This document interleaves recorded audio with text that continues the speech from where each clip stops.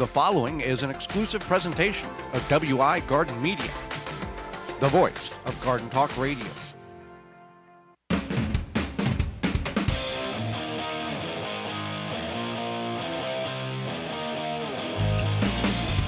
Coming up on the program today, we're going to talk about themed gardens as well as jobs that need to be done in the month of October in your garden. Our guest is online garden influencer April Ruis, and we'll answer your garden questions. The hour is full, so join us. You are listening to the most informationally packed hour of garden-focused radio in the country and on the internet with your host, husband and wife team Joey and Holly Baird. This is the Gardening with Joey and Holly radio show. And welcome to another edition of the Gardening with Joey and Holly radio show. Happy you have allowed us to take part of your day to entertain you and educate you. I'm your host, Joey Baird. Beside me is my wife, co-host, best friend, and gardening partner, Holly Baird. This program is for you, about you, to help your garden grow better, to maintain your landscape, grow healthier trees, make your grass look greener, as well as preserving what you grow. We thank you for taking time, whether you're listening to us on one of the 20 AM and FM frequencies broadcasting our program here in 2023 through our parent website, which is the WisconsinVegetableGardener.com. Underneath the Radio Season 7 tab at the top of the page, podcast replay. Thank you for downloading our in-studio video on our YouTube channel. Thank you so much. You want to be part of the program? You can do that. Send us an email, gardentalkradio@gmail.com. gardentalkradio@gmail.com, or you can give us a call toll-free, coast to coast at any time, 1-800-927-SHOW, 1-800-927-7469. We're going to get in the program and talk about themed gardens. And when we brought up this topic in our meeting, it's not a staff of people, just Holly and me. That's who puts this show on. We do everything from the marketing to the production and to sending out to the stations. I was going to tell where it came from, but I guess you're going to. Well, I'm just letting people know that we don't have a major staff. It's just me and you that make this thing happen each week, and 35 weeks a year. Our cat helps us too. Tex, our cat, yes, contributes in some form or fashion. I'm not sure how, but how did this particular topic of themed gardens originate? Well, I've seen, different things on social media where it's which is always a safe place to find accurate information. Garden inspiration. Okay. But then my friend Laura and I, she's the one who does all those voice things. Yeah, you're tuned into the Gardening with Joey. Yeah. Her and I went to go visit this labyrinth garden, which I'll explain what that is in a second, in West Bend, Wisconsin. If you're in Wisconsin, that's where we're based out of. And I was like, this is neat. And then there was certain plants that reminded me of a themed garden, not just a labyrinth garden, but then also certain types of plants that reminded me of a themed garden that I saw. And I was like, you know what, there's a few different themed gardens, and there's probably more but there's some that I thought off of the top of my head. And I was like, this would make a great radio show topic. And with everything we've had going on, I still very much enjoy gardening, but I haven't felt inspired to try something new for a while. And I was like, I feel inspired to try what's called a goth garden, which we will get into, or goth plants, especially on our little porch outside, which one of the plants we're growing is purslane weeds through compost bags. Yes. So I would like to, next spring, kind of bring some life back to it and have a nice little garden out there. I go out there and I sit and I do stretches and yoga and stuff like that. And as much as I appreciate those purslane weeds, I would like something that's a little bit nicer. So one themed garden is a space-saving, unique garden such as a labyrinth. Now, with all these gardens, these can be edible or ornamental or a combination of both. They don't have to be nailed down as one particular... Yeah, I think so, except for maybe like the butterfly garden. That's mostly just... Well, you can eat flowers. Yeah. But if you eat the flowers, the butterflies don't come. Right. Okay. So anyway... So a space-saving garden that's unique is a labyrinth, and what you do is you simply construct a continuous path that twists and turns until it reaches the center of a circle, or it could be a square. Like a corkscrew. No, it's more like a little, like a maze kind of. Okay, but it goes round and round and round and round until it tightens up in the center. Yeah. Okay, so kind of like a slinky that you've unraveled. I took lots of pictures of it. I'm sure they would love to see it on the radio. If you Google Labyrinth Garden in West Bend, Wisconsin, you'll find it. Okay. So anyway, Yeah, so it twists and turns. It's not meant to be a maze. It's meant to, you can get in and out of it quickly or easily or whatever. This one was just flowers. Some people put hedges or shrubs, what have you. So we could literally just like walk over some open spots in the flowers if you wanted to, so you didn't have to follow the whole path, which we did to basically get out of it. And this one was fenced in, probably, I'm assuming because of deer. But yeah, it was very beautiful, and it's space saving because you're making these paths, so it gives you a chance to really make a design, and then also plant more plants. Okay, we got butterfly gardens. Wait, so we have color themed gardens. Colored themed gardens. Okay, so that's pretty obvious, right? Like you want all purple or pinks or magentas or yellows, whatever color themed garden. And then a native plant garden. So this is something where you would have to do research in your own area about what are native plants. And then a lot of times these native plant gardens will cross over with butterfly gardens and or like a rain garden. So you would be able to or like a drought resistant garden, because a lot of native plants are more drought resistant. So that could be a theme as well. And then there's even something called bioswales, where you basically make a trench and then you grow plants in it, and the rain is naturally attracted to the bioswale, and then you don't have to worry about watering it, and then you use the drought resistant plants, the native plants, and then it's very self-sustaining. When we say native plants, it's very regional based on your geographical area. And you can go to your favorite search engine and type in native plants and put your zip code in, or you can call your local Department of Natural Resources, and they would have some... Or your independent garden center. Independent garden center. They would have charts or available information on here are the native plants in this area. And there can, I know that, for example, here, dill, the weed, the herb, can be an invasive plant in certain areas that they have deemed because of the aggressiveness that it reseeds. We've seen this in our front yard garden. So I don't know if there's any native plants that would be deemed invasive. I can see the crossover that, the state next to you, they have a plant that's native, but you bring it over to your state, it's considered invasive. Right. Right. But some are regional too. Yes. So, yeah. Yeah. So anyway, I had a thought there, but I can't remember what it was. That's okay. Oh, you can also go to a botanical garden. So they will usually have information about native plants, and sometimes they'll even have like native plant sales. And then now with these gardens, you can, it's really up to the individual. It can be a lot of work, just like a regular vegetable garden, or you can probably get away with some of these different themes as plant it and forget it, and it will do its own thing. They also can be perennials and annuals, or a combination. And then you can also do things like growing in pots and containers, or growing more in the ground. All right, let's talk about your goth garden. We got to talk about the butterfly garden. Okay. Quick. So butterfly garden is obviously butterfly friendly plants. And so there's a lot of different ones out there. You may have heard of a lot of these, or maybe not.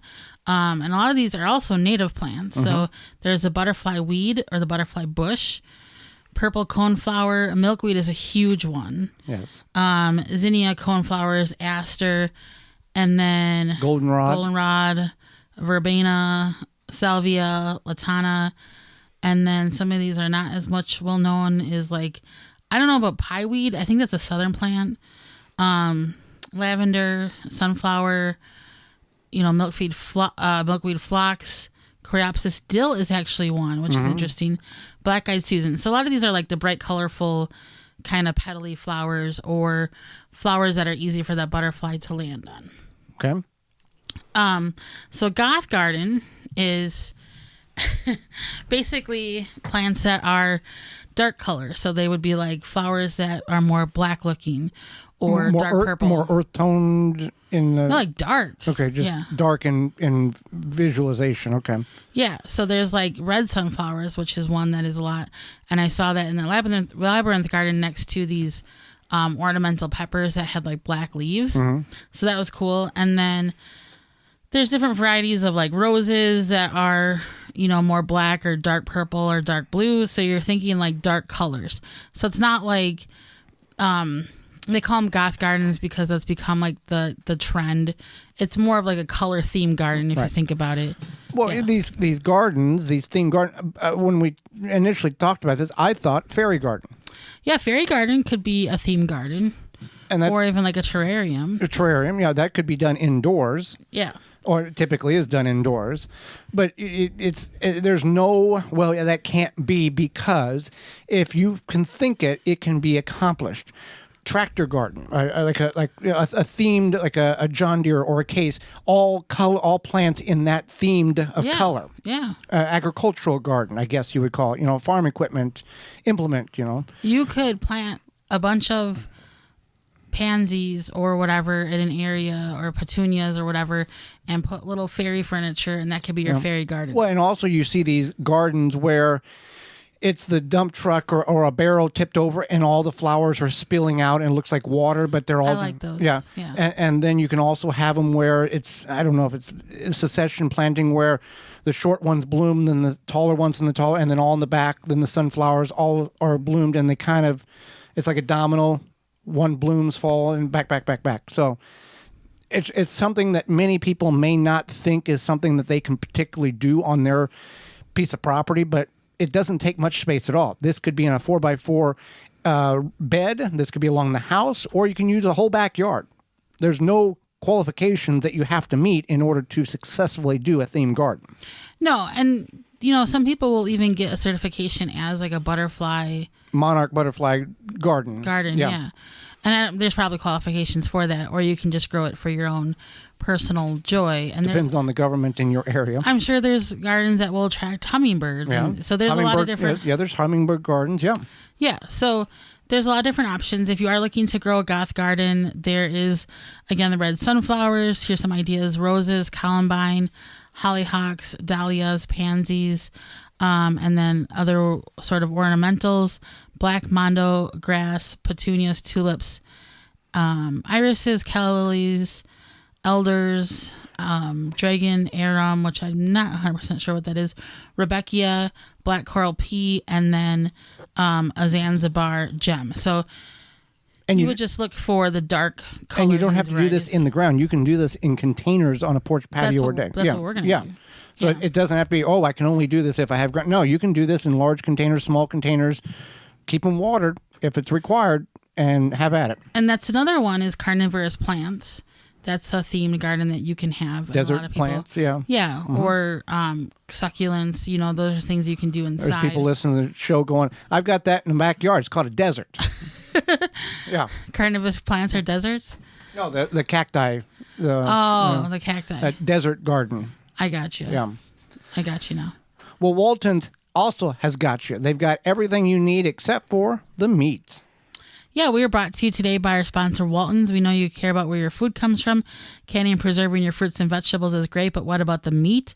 At Walton's, you can get the equipment, seasoning, and supplies to make sausage, jerky, and any other meat product your way to your high standards. Do you want to make snack sticks that people will actually like? You can go to Walton's, has their own, it's called meatgistics.com, and an informational site where you can make the best finished product. They have a full line of meat grinders, mixers, sausage stuffers to help you go from animal to edible. Walton's everything but the meat. You can use code GROW50 at waltonsinc.com, code GROW50 to save 10% off your orders of $50 or more at waltonsinc.com. When we come back, it's going to be the chores in the month of October that you might want to do in your garden. You're tuned in to the Gardening with Joey and Holly radio show. Have a garden question? Give Joey and Holly a call now or anytime 24/7. Just dial 1-800-927-SHOW. If you can't get through, leave a message and they will call you back. Call now, 1-800-927-SHOW. Grip Six produces American-made products with sleek designs and quality materials. Based and manufactured in Utah, they have high-quality and durable products that last a lifetime. They're built beyond tough. Their wool socks come from Rocky Mountain-sourced materials, are soft and comfortable, keep your feet warm and dry, and come with a lifetime guarantee. Even for the most sensitive toes, these socks are made for everyone. High-quality wool socks make a huge difference for happy feet. They fit in with all the many things you do from around the house to the outdoors and beyond. They are comfortable and long-lasting. These socks are great for gardening because they keep your feet so comfortable no matter the conditions outside. It's hard to overstate how amazing these feel to have warm, dry feet as you work in your garden. Designed and manufactured in-house for the best results and quality every time. When you purchase from Grip 6, you're supporting long life cycle products and American-made manufacturing. Check out their belts, wallets, and socks at grip6.com. Use coupon code RADIO15 to save 15% off your order at grip6.com. Pomona's Universal Pectin is a high-quality pectin that gels reliably with low amounts of any sweetener. If you're trying to reduce the amount of sugar in your diet, you'll love Pomona's Universal Pectin. Now you can make healthy homemade jams and jellies sweetened to your taste. You can use sugar or honey to sweeten. Pomona's Universal Pectin keeps indefinitely when stored in an airtight container. Easy to use, versatile, and comes with directions and recipes in every box. Find out more and where to buy at PomonaPectin.com. Also available at natural food stores and online. Jung Seed Company is a family-owned and operated gardening company since 1907, with the largest selection of seeds and plants online. Use coupon code 10TG23 to receive 10% off your order at jungseeds.com. Again, that coupon code is 10TG23. Wisconsin Greenhouse Company has custom-made greenhouses to suit your needs. Grow year-round. Strongest greenhouses that will last a lifetime. From agricultural to lounging to entertaining. For more information, go to wisconsingreenhousecompany.com. Dig planting holes from a comfortable standing position. Step, twist, pull, and plant. Visit ProPlugger.com. You put a lot of time and energy in your garden, but without a rescue Japanese beetle trap, you can kiss that hard work goodbye. Asparagus, annihilated. Raspberries, ravished. Green beans, forget about it.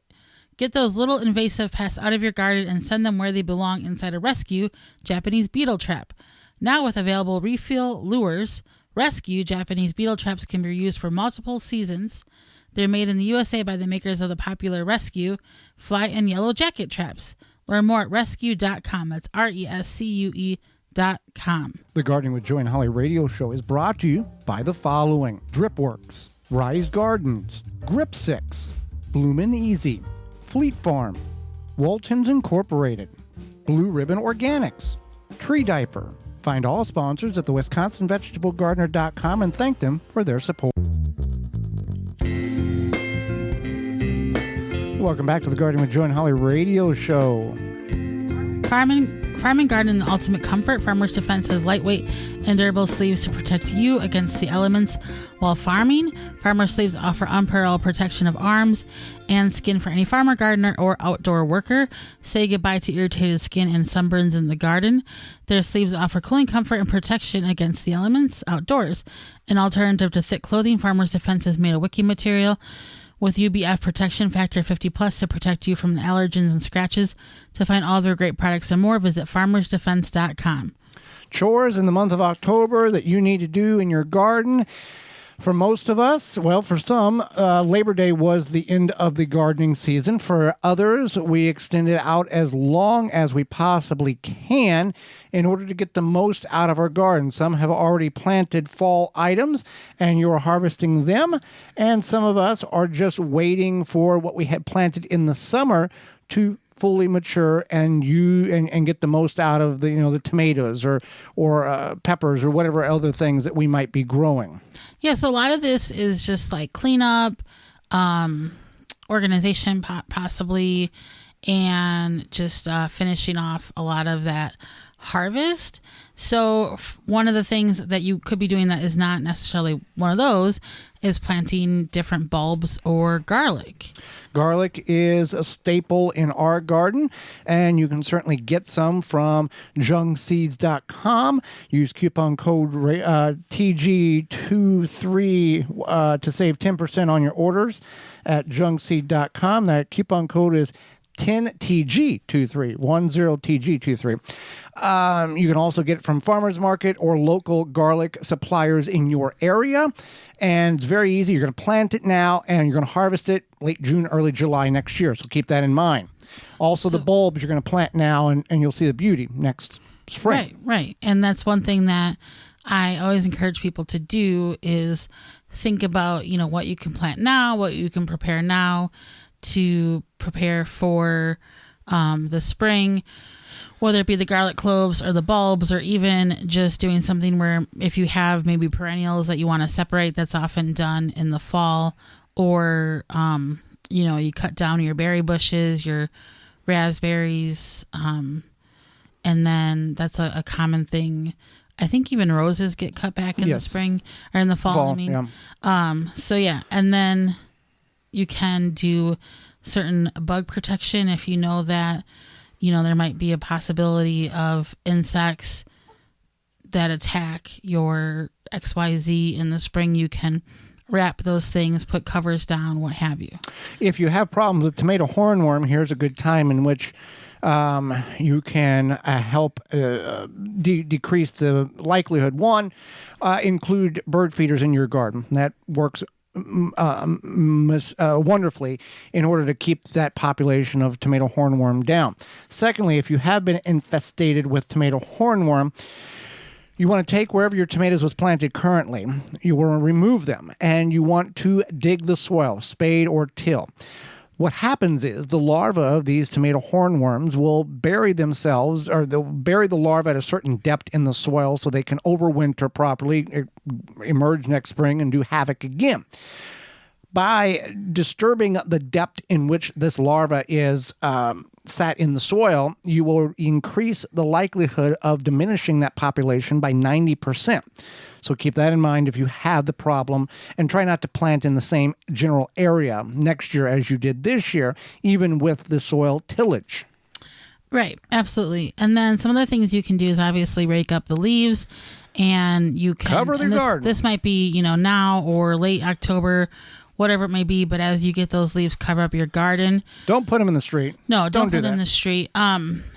If you have a shed, if you have a greenhouse, if you have an outbuilding that is used for gardening, maybe you want to tidy that up. Maybe you want to reorganize something. Maybe you want to go through whatever. What tools did you say in April, May, or June? I can make it through this year with this tool. Yeah. They have sales on tools in a lot of places right now. Now might be, or here's the other thing, and I know we're all getting up in age, and getting a belt or a hat for our birthday is not the most enjoyable gift, but asking for a specific garden tool might be more of a mental boost than going, oh, another belt, wonderful, thanks. I agree, and I do try to think of those things because I have parents who are older, they don't do much shopping online. And they have so many belts. And they... And they could go to a They've got sources, big box store or a local garden center or where have you, or even like I'm an outdoorsy person in an outdoor store, and I think about things that they can actually go purchase. So if you have a pond, there's maybe auto maintenance for that. And then if you want, and most people will feed their lawn in the fall. That's a huge thing. If you have the space to build a log pile in the back of the back of your garden, and you feel safe doing that with critters, that is a... What are we building a log for? Like a log and leaf pile for a lot of those critters to live. The beneficial insects to have housing, because in urban areas... I'm not talking about like... raccoons and possums. I'm talking about the beneficial. You want to build a house for them too, that they'll appreciate. But you're looking at, in a lot of urban or very city areas, those locations are hard for these animals to find, because many people will just scrape the garden dry, take all the leaves to the street, and it's done until next year. So you're destroying the habitat for these insects. There's good and bad ones that are going to habitate in these or over winter, but it's the balance. You can't have all good or all bad. You need a little bit of both. Right, exactly. But if you have too many all bad and not enough good, you're going to have a problem. You're going to have to use some type of additional assistance in order to get everything back in check. Yes. And then anything like hoses, what's it called? Irrigation system. Drain your irrigation system. If we're going to shut ours off soon because we don't need to use it anymore. But what you can do is, if you've got an underground, we've got a main line that goes from the house all the way through the garden. It's like 6 inches below ground. It's a 1/2-inch PVC black pipe. And then off of that comes the feeder lines, and they go up in the raised beds. This is all from dripworks.com. So at the end of the season, we will take and disconnect it off the house, and we have a vacuum that blows air in addition to sucks dirt. So we invert it to where it blows air, and we duct tape it on the nozzle onto the end of the hose that was going to come out of the house. At the end of our feeder line, we have a clamp in which we can release, and it allows the excess water to drain out. So we run that vacuum for about 10 minutes to blow as much water out of the line as possible, because if you leave it all in there, it will freeze and it will bust. So by pushing that air through, there's going to be water residual water in the drip lines. But the way we do it and the way we've done it, there's not enough there to damage any of the emitters over the winter. When we hook it up again next spring, everything functions. We're just blowing out the majority of the water. You're never going to get everything blown out perfectly. Right. So the hoses, and then the water, rainwater? Rain barrels. Rain barrels, thank you. Could not think of that word. Rain barrels, you want to drain those, and then any sort of water, whatever, so that if it freezes, it doesn't cause you problems. And then if you have anything like the bird boxes, bird baths, unless you have like a heated bird bath situation, anything like that, you want to make sure you get taken in. And then we talked about the lawn feeding, which we're guilty of this. Either you clean your greenhouse out or your lawn shed out. Or at the end of the season, there's a certain mentality of going, okay, it's cold, we'll deal with it in the spring, and you shove everything in, and you just hope the door closes, and then you'll deal with it next spring. And that's the way we've done it before. And then next spring, on a nice warm spring day, we'll take and open it up, and everything kind of falls out, and we reorganize and throw a bunch of stuff away. But it's kind of like, okay, we're done. Almost like, 5 o'clock, 4:55 on a Friday, going on a 3-day weekend. Let's just walk away. We'll get it in the spring. I may or may not do that. Yeah. So then there's that. If you live in, maybe you have some balcony plants or container plants that you bring in the winter, take care of that. Or maybe you put them in a corner and kind of insulate them, whatever you have to do there. And then there's some different house plant maintenance that you could do now or as it gets into winter, but whether it be to feed those house plants, separate them, check for any sort of bugs or problems, things like that. A lot of times, when people do certain outside jobs, they do inside jobs at the same time, even something like cleaning their windows. It becomes a habit, a routine that is part of the two things together. If you have some herbs that need to be harvested and dried, you can do that. Obviously, you want to harvest anything that is out in your garden that you will utilize.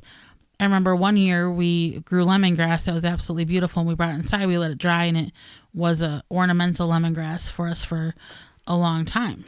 So your experience or your jobs may vary, as we have listeners all across the United States, Hawaii and Alaska, and download capabilities, and we thank you for that. So this just kind of gives you a good starting point. You can always go to your favorite search engine and type in jobs to get done in the month of October and put in zip code or however verbiage you want to put it there, because it's very different in Louisiana than it is in Bismarck, North Dakota. So keep that in mind. Right. And you might have a different job. You might even plant, I know like in the Super South, they use this time to plant plants that they couldn't grow during the summer because it's too hot. Right. So again, your mileage may vary. Well, summer's over, Holly. Fall was just last week, and you have forgotten about the lawn, but the kids are in school, so you need to tighten that lawn up before winter hits. Otherwise, you're going to have problems next spring. Yeah, just because it's fall, we don't want to forget about our yards. Those Japanese beetles, they may be gone, but they're not far. Not only did they feast on your roses and berries this summer, they laid eggs in your turf so that you can start again next year. Take a stand with Phylum's Grub Gun. Phylum Grub Gun is a non-chemical BT granular that specifically targets scare pests and their larvae. Simply apply the granule with a spreader, irrigate it into the soil, and let the naturally occurring bacteria do its job. Not only is Grub Gone easy to use, but it's the only non-chemical choice that effectively controls grubs. And the best part about it, it's non-toxic to bees and other pollinators, the beneficial ones, so you don't have to worry about Grub Gone toxifying their world and killing their hives off. You can get your hands on some Grub Gone at grubgone.com or visit the company at phyllombioproducts.com. That's PHYLLOM bioproducts.com. Holly, who we got coming up next? Moments away, April Ruis will be with us, online garden influencer. You're tuned in to the Gardening with Joy and Holly radio show. Got a question for Joey and Holly? Send it via email anytime to gardentalkradio@gmail.com. Need a new mattress? Choose Furlow over the other leading brands and save big, really big. Because hey, nobody ever slept better for paying thousands more for basically the same mattress. Plus, with Furlow mattress, you also get our exclusive lifetime comfort guarantee. Good for as long as you own your mattress. Comfort to comfort, dollars to dollars. Compare Furlow to the others, and it's obvious. You get more bed for your buck. Wake up. Sleep better. Furlow. Blue Ribbon Organics, providing locally made organic compost and soil blends for gardeners, farms, landscaping, and more. To find our products nearest you, visit blueribbonorganics.com. Goodbye, biting bugs and plant invaders. No More Bugs by Naturally Green Products is your answer. A product pioneered by the USDA in 14 years in business, No More Bugs has been a favorite by consumers across the country. More than a repellent, it is safe for you, your plants, pets, and home. Visit nomorebugs.net. Free shipping on orders over $50. Use code FREESHIP4ME. Rootmaker starts your plants off right and keeps them going through harvest. From their seed starting trays with an innovative design that air prunes the roots to their large variety of grow bags, 1 to 60 gallons. Their products will provide you the harvest you've never seen before. Visit rootmaker.com and use coupon code RADIO23 to save 15% off your order at rootmaker.com. Garden like a pro in 3 easy steps and receive customized fertilizer recommendations for your garden or lawn. Soil Savvy helps you determine what nutrients your plants need to thrive. Never again over-apply nutrients they don't need. A patented process that makes you a smart gardener. To get your soil test kit, go to mysoilsavvy.com. Worried about watering too much or too little? Tree diaper technology is the best way to stabilize your soil moisture in your garden, trees, or houseplants. Use coupon code GARDEN15 to save 15% off at treediaper.com. The Gardening with Joy and Holly radio show is brought to you by the following: Chapin Manufacturing Incorporated, Aqua-Mart, Soil Savvy, Wind River Chimes, Wisconsin Greenhouse Company, Pro Plugger, Deer Defeat, Dripping Springs Oyas, Phylum Bioproducts. Find all sponsors at the WisconsinVegetableGardener.com and thank them for their support. Welcome back to the Gardening with Joy and Holly radio show. Moments away, April Ruis will be with us. But first, Rise Gardens. Rise Gardens is a revolutionary hydroponic gardening system for your home. Instead of food or traveling hundreds or even over 1,000 miles before it hits your plate, harvest the veggies, herbs, and greens you need for dinner tonight in the comfort of your own home. No green thumb required knowledge, a gardening made easy with the Rise Gardens app, step-by-step guidance from seed to harvest, a complete garden on a shelf, and comes with everything you need to grow healthy and the freshest food for you and your loved ones. Fully customize your garden to your needs and preferences. For more information and get your new gardens, visit risegardens.com. Holly, let's go to the hotline and bring in our guest for this week. April Ruis is the proprietor behind Sunrise Farms. She has a YouTube channel and social media following where she talks about gardening, herbal remedies, DIY skincare, recipes, food preservation, and she's a coffee enthusiast. Welcome to the program, April. Hey, glad to be on here. Thank you for the invite. Well, we appreciate the information you're about to share, not only with Holly, myself, but all of our listeners. And I'll start with this. How did you get started with teaching others and sharing all of this homemade goodness? Where was that aha moment for you? Well, I have always been a love of food and gardening, and a few years ago, I all of a sudden found myself in a spot where I was at the house all the time. I became a full-time caregiver, and So the gardening really just became a passion of mine during this time. But also, I was no longer able to socialize with my friends because I was stuck at home. So this is when I first reached out on social media. I just started sharing things on there, sharing pictures. Before I know it, people were just naturally asking me how I was getting stuff done. So I was just answering them the best way I could. And before I know it, it just kept escalating into bigger, better things. I found that there was a world of new gardeners out there who were all of a sudden had 40 pounds of tomatoes sitting on their countertop and they have no idea what to do with them. And that's how I started teaching people how to preserve their food. It was just, it fell into my lap. It was a need, and I was just there. Fantastic. So what is a recent garden challenge that you have faced, and how did you overcome it? All right. Well, about 3 or 4 weeks ago, we had a hurricane. Adio, I think was the name of it, came through North Florida, and it wiped my garden out. And I tell you that it was a hard pill for me to swallow. I remember going out there and looking at my garden, which is huge, by the way, and just going out there and just being overwhelmed and just in tears, looking at my garden at all the destruction that was caused. I had to step back from this, and I had to approach this garden in a different type of manner than I was used to. I had, instead of looking at the whole picture for once, I had to go out there and just be like, I'm going to focus on this little spot, this little area, because when I would focus on the whole thing, I felt like I was never going to be able to bring it back to its glory. So 10 foot by 10 foot, square foot by square foot, I am just slowly rebuilding this thing from the ground up. Well, for us northern gardeners who only have a limited amount of time, you being in Florida, is the perception true that we have is that you can just grow year-round, plant, and never have a dull moment? Or is there some times where the heat's too much and you kind of got to back away for a little bit? Right. There is some truth to that, and there's not. So you can manage to grow all year round. I do try to grow certain things all year round, but the heat really, it just makes it a huge challenge to keep it going. I'm lucky that this is now my job. It's my career. So I get to devote way more time than the average gardener would to their garden. So I get to be out there. But if someone was working for it full time, it would really be a struggle for them to be out there in that garden, in that heat, when the bugs are just terrible down here, and the heat is just terrible, and it's a struggle. Totally understandable. Sounds like definitely a struggle and a challenge. So you do a lot of canning.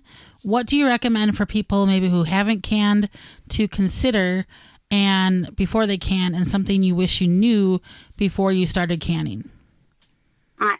So I get asked all the time, or more or less told, April, I would can, but I am so afraid that I'm going to, kill my kids, or I'm going to put them in the hospital. They're just so afraid that they're going to do something wrong. And I would just encourage people to know that as long as you're practicing safe canning, there's really a very low chance that you're going to do something wrong. Just focus on the fact that you can grow your own food, provide for your family, and be proud that you can do that. And I wish that I knew that I didn't need everything to get started. I remember putting off canning for years, thinking that I had to have everything out there. And I would go to the store and I would just see all the supplies that was available. And I was thinking, no, I can never afford all of this stuff. So I wish that I just knew that I didn't have to have everything at one time, that really I could have started canning with just a pot, some jars, lids, and rings, and that was all it really would have took. Well, these people who are concerned in which they may poison their family or make them sick, you have just as much of a chance by going out to eat somewhere or just buying groceries that may be contaminated. Your risk is about the same all the way across the board. That's right. That is right. I've read a few studies. Matter of fact, the study on the USDA website only like 8 people a year are actually exposed to any type of bacteria through home canned foods that actually makes them severely ill. So you're correct. You probably have a higher chance of catching something eating out. So, yeah, who knows where some of that's come from. You made flour from sunflower stalks. Now, this is something new to us. Can you tell us more about how you ended up using it? How did you come up to know that this was something you could use? All right. Well, I absolutely love sunflowers, and I just didn't want any part of these sunflowers to go to waste. And when I got to the stalk part, I'm like, man, what can I do with this? And at first I was trying to use them as stakes. I found that those really didn't last long and they would dry rot. And I was talking to a friend who was gluten-free, and she told me, she's like, you can make gluten-free flour out of almost anything. And I'm like, anything, huh? So I started doing the research, and I played around a lot, and I figured out that yes, indeed, you could make flour from sunflower stalk. And while it is not an all-purpose flour, it is still a great option, especially for anyone who is gluten-free and wants to provide for themselves, grow their own flour at home. I had some great success with things. I have made peanut butter cookies with it. I have a few videos out about that. I have made cheesecake. I did make a few things that it didn't taste good at all in, like ice cream cones. They were less than desirable. But I think the key would be to play around with it and see what, works for you and your taste buds. And it's a joy to make. It's fun to do with the kids. I homeschool, so I've done this with other kids in the community. And it is so exciting to watch them. They can grow the sunflower, harvest the sunflower, eat all the parts of it, and then make a cheesecake at the end. It's a fun experience. Well, you found this out from a friend, and we look back, let's say 100 years ago. This was knowledge that everybody knew 100 years ago. I'm just taking a guess, and we've lost so much of this because we're so narrow-minded about, we can only do this or that. When 100 years ago, they didn't have the grocery store, so they had to figure out these things that worked, like the sunflower stalk flour. That is so true. I find the more that I learn, the more I realize that I don't know. And I wish that I could just go back and have some real conversations with some people, 200 years ago. I feel like they understood so much more than we give them credit for. Yeah, if we and just in our age now, if we knew what we know now and go back 10 years ago, we'd make things a whole lot better for us, ourselves. That's right. That's right. So have you tried any other flours? Like we made pumpkin flour this way. Pumpkin seed flour. Did you try anything else or just the sunflower stalks? I recently tried zucchini flour, and I liked the way that turned out. I tried that out this past July, and it was actually pretty good, and it's probably going to stay on my routine a little bit more than sunflowers. I kind of do the sunflower as first of all, it's nice to just know how to do it, right? Because you just never know when it is that you're going to have to resort to something like that. You never know, and it's fun to have the knowledge and to pass down the knowledge. But the zucchini is, I could plant one zucchini plant and end up with, what feels like thousands of pounds of zucchini. So you definitely can get a lot more flour out of one plant. So I think that if you had to choose a plant to get a gluten-free powder out of, the zucchini plant would be great. And it actually tastes really well. That's good to know. Somebody asked me about the zucchini flour, and I had never tried it, so I'll have to report that back to them. So aside from drinking coffee, I'm a coffee drinker too. What are some other uses for coffee or the grounds that people might not consider?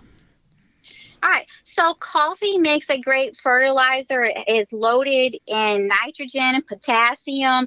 And you can just add some coffee grounds to some water and just fertilize your garden. Now, just like with any type of fertilizer, you don't want to be over fertilizing, even if it's, a natural fertilizer. Too much of a good thing is too much of a good thing, and it can be very harmful. So if you get extra coffee grounds, they can be through in your compost.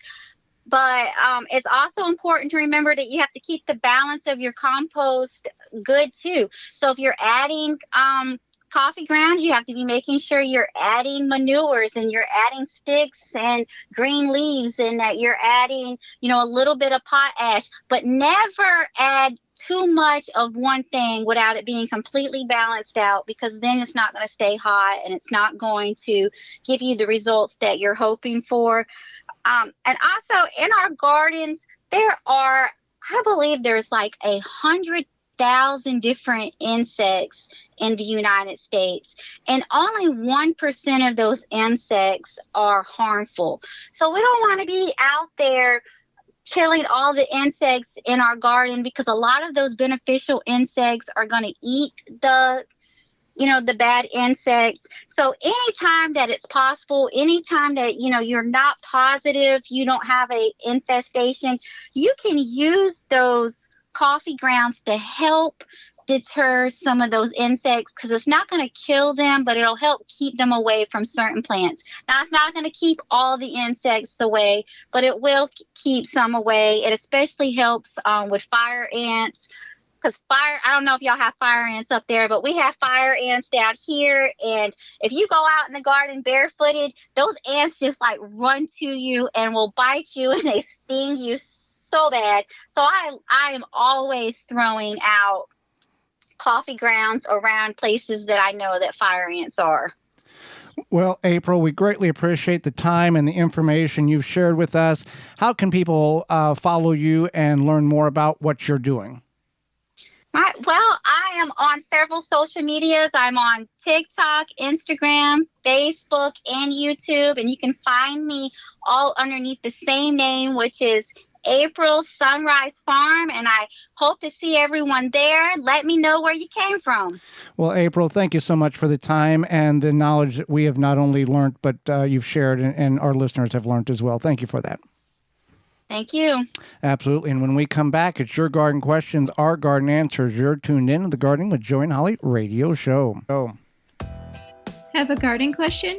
Give Joey and Holly a call now or anytime 24/7. Just dial 1-800-927-SHOW. If you can't get through, leave a message and they will call you back. Call now, 1-800-927-SHOW. Fall is in full swing, and Fleet Farm is here to help you stay ahead on your yard cleanup.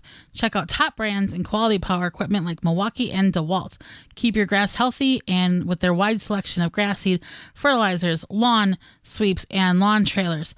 Plus, big or small, they've got storage options to store everything from mowers to garden tools. Get everything you need for your everyday life at Fleet Farm. Pomona's Universal Pectin is a high-quality pectin that gels reliably with low amounts of any sweetener. If you're trying to reduce the amount of sugar in your diet, you'll love Pomona's Universal Pectin. Now you can make healthy homemade jams and jellies sweetened to your taste. You can use sugar or honey to sweeten. Pomona's Universal Pectin keeps indefinitely when stored in an airtight container. Easy to use, versatile, and comes with directions and recipes in every box. Find out more and where to buy at PomonaPectin.com.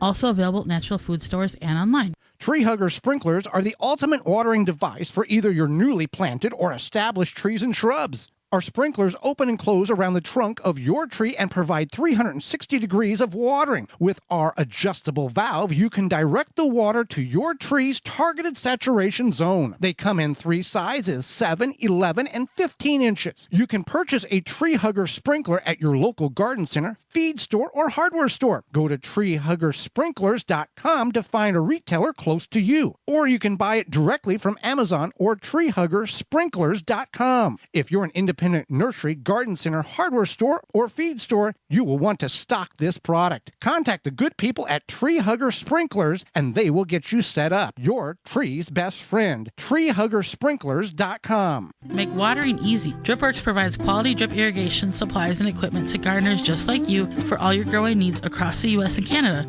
Purchase online at dripworks.com. The Gardening with Joy and Holly radio show is brought to you by the following: Happy Leaf LED, Root Maker, Jung Seeds, Tree Hugger Sprinklers, Verlo Mattresses, Farmer's Defense, Pomona Universal Pectin, Natural Green Products, Mantis Tillers. Find all sponsors at the WisconsinVegetableGardener.com and thank them for their support.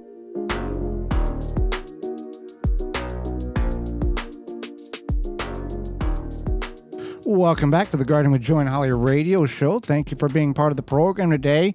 If you got a question, send on over. It's garden talk. It's garden in question answer time. You got a question, send it on over to gardentalkradio@gmail.com. That's gardentalkradio@gmail.com. Or if you'd like to give us a call, you can certainly do that to 1-800-927-SHOW. That's 1-800-927-7469. This question here, Holly, is sponsored by Fleet Farm and fleetfarm.com. In your opinion, what is the best houseplant you can buy? In your opinion, Holly, what is it? I think it's the snake plant or the mother-in-law plant. So why do you...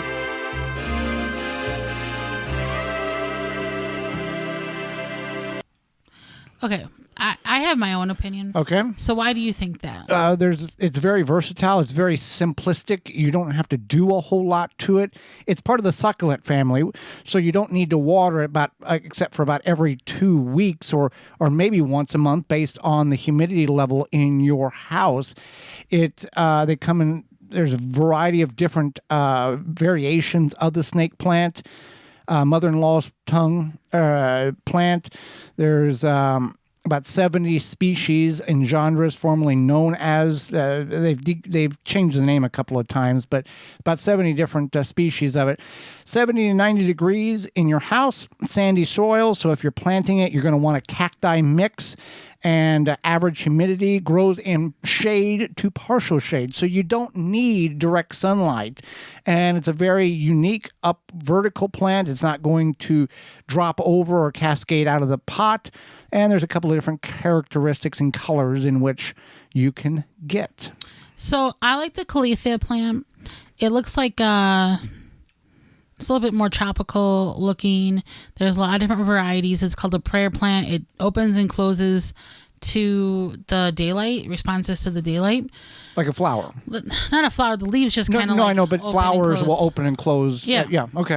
And I had one working in the office, and then I brought it home. And it died. I think it missed it was too bright. I think it missed its little ecosystem. Uh-huh. Yeah. So I'm going to buy another one, and I know I will have success with it. I won't be moving it back and forth to the office, but yeah, I like the Calathea plant. It was super easy to care for. I watered once a week on a little schedule, and it just was beautiful and it was fun, and I would recommend that kind of plant. But mother-in-law tongue I know is really popular. I think the best thing is to, maybe figure out where you want to put this plant that you're purchasing, Yeah. and then go from there. And don't overbuy. Don't go, well, I can get 3. Just start with 1. Yeah, absolutely. Yeah. All right. So another question we have it's from Alon, our friend, Alona. From listening to us on WAAM 1600 AM, Ann Arbor, Michigan. So Alona writes in, I was wondering about my Granny Smith apple tree. It's a tall semi-dwarf, looks very healthy, has grown a lot, especially after the deer ate it down a year ago, but has not established any blossoms yet. The tree is about 5-ish years old and has about 6 feet tall. I'm guessing that it will not need nitrogen. And then she talks about the soil test. Uh-huh. The tree did have a bad case of aphids this spring, but I took care of that. The tree looks healthy. Then she showed me her soil test. She has for the 2 apple trees, the Macintosh and then the green apple. So it looks like the lack of fruit is likely due to the absence of flowers is either poor pollination or low temperature during bloom. Yeah. That's a lot of problems with a lot of apple trees. The other problem with apple trees is that even though it's a dwarf tree and it should bear fruit within 5 years. Sometimes it does take longer, especially when it went through a shock with deer eating it and possible aphids. So it might just take longer for it to establish blooms and then actually fruit. So that is a problem as well. Well, the bloom thing, because we've seen this in orchards that, you're going to get, that's why, the peach crop is terrible this year. The orange crop is terrible because they had a cold snap or a frost or a freeze as the blooms were blossoming. And the big orchards, and I don't know how practical this is or if it even exists anymore, but I remember growing up where you would hear stories that the orchard would either have giant burn barrels throughout and there would be a staff that would go all night and keep these barrels burning, or they would rent helicopters and fly over it all night long to keep the air disturbed so there wouldn't be any frost or moisture landing on the leaves and freezing those blossoms off. Now, that was 25, 30 years ago. That's a big, having helicopters fly around, there's some money there. Having the burn barrels, probably not so much. A truck full of wood and a couple of friends to keep the heat going, to keep the frost from landing on the blossoms. Right. Yeah. So there's a lot of things there. And the shock with all these other things has pushed back that production. Yeah. There's a lot of things there that could cause these problems. And especially dwarf or semi-dwarf apple trees, yes, they could possibly bear fruit sooner, but sometimes they do take, that full time. So sometimes it takes women years to have a baby. Right. Same thing kind of with plants and a distant correlation or comparison, I guess. Yeah. Canning question here. Yeah. So let's move on to the canning question. Oh, and she did send in her soil test she had done, and it explained kind of what she can do if she needs to for that soil. But it looks like based on that, I think the soil looked pretty good. All right. So the canning question is, I just saw your video on reprocessing jars. If they don't seal, I'm just curious how long we would have to reprocess if we needed to. We would have to reprocess if we needed to. We're new to canning, so I just want to make sure I gather as much information as I can. Thank you, Samantha. Samantha, thank you for your question. If you want to reprocess it at the same time for originally stated. So if the original recipe says to can it for 30 minutes, you'd reprocess it for 30 minutes. And I can explain the reprocessing. Yes, go ahead. Reprocessing process. So what you're going to do is, once you've established that jar has not sealed, is you can just usually leave it like on the counter or whatever until it cools down or until the next day. You just want to make sure that it's like at room temperature. Don't hit the top, because then it's going to seal and you're going to have a false seal. Take and tap the side, and if it shifts across the lid or across the jar, it's not sealed. There you go. That's a helpful tip. So once you've established that it's not going to seal, then you want to make sure it's room temperature. Then you take your canner itself and you put water in it at room temperature. You put the jars in there while you let the water come to the boil, and then that's when you start the timer. So you could do this if you're doing pint jars. You could actually, if it's just like 1 or 2 pint jars, you could do this in a small stock pot, as long as you can cover those jars with at least 1 inch of water. With at least 1 inch of water, or you can just use your regular canner. But that is what you want to do, and then once it becomes that full roaring boil, then you would start your timer for 30 minutes, 10 minutes, 20 minutes, whatever it may be, and then you would reprocess those jars that way. Would not recommend doing this with pickles, because pickles are heat sensitive, and the more heat you put to them, the more mushier they can become. Even with the stabilization of the different powders in which you can add to these. Right. Pickles are one. Cucumber pickles. If it's some other type of pickle, I think zucchini would probably be the same way. Yeah. And then also jam. Jam might change the consistency of that when you reprocess it. So things like that you can just put in your fridge and make sure you eat within a couple months. Otherwise, you can reprocess most other things. Another thing, please stop doing this. And I know I'm going to lose listeners, but stop doing this, turning your jars upside down to get them to seal. We're seeing this on social media now all the time. Okay. Yep. Absolutely. So then we have another question that came in from a friend of mine, and she was just wondering, she saw on social media that these people were chopping up their zucchini and just freezing it directly because they were going to put it in soups and or possibly making zucchini bread later on down the, in the winter or whatever. And some of them were, running through a food processor, so it became more of like a zucchini bread consistency, or again, they were just chopping it for soup since zucchini gets cooked up in soup and it's going to be kind of mushy anyway. And she just wanted to know, is that the best way to do it? And that she'd traditionally been taught to any vegetable you're going to freeze to blanch it. And there's nothing wrong with freezing zucchini once you've put it through a food processor or you've chopped it.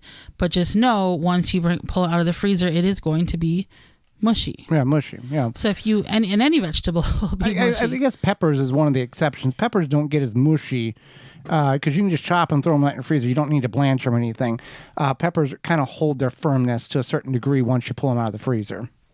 I think onions are kind of the same too. Okay. Well, onions, you really don't need to freeze onions. You got a 3 to 6 months shelf life on such a thing. Right. So yeah, you can do that. Or any vegetable, you can also blanch it. Blanching is just basically the process of you take that vegetable however you want it, cut up, put it in boiling water for about a minute, and then you put it directly into an ice bath.